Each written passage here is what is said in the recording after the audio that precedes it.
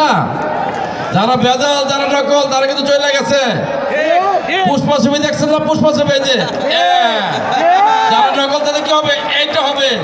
যারা আসল তাদেরকে সম্মান জানাই, তাদেরকে সালাম জানাই। ভাইয়েরা আমার, বিপদ ছিলেন, এখন আছেন, ভবিষ্যতে আপনারা থাকবেন, আসলে থাকবেন। যারা নকল তারা মিছিল নিয়ে আসছে, আবার চলে গেছে।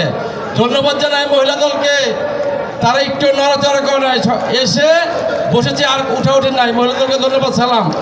সম্মানিত নেতৃবৃন্দ,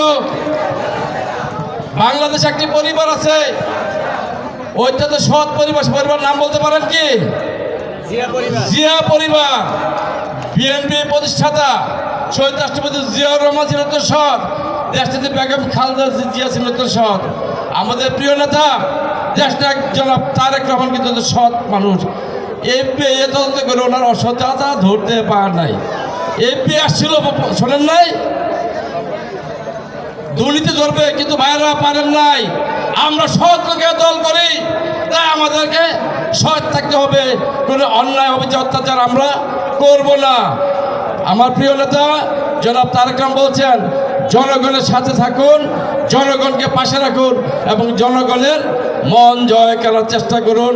আমরা যদি এই কাজটি করতে পারি তাহলে বিএনপি ক্ষমতায় আসবে, আর বিএনপি ক্ষমতায় আসলে আমরা একটি দফা বাস্তবায়ন করতে পারবো। বন্ধুরা আমার, সংগ্রামী সাথী ও বন্ধুরা, আমার নেতা তারেক রহমান কি বলেছিলেন?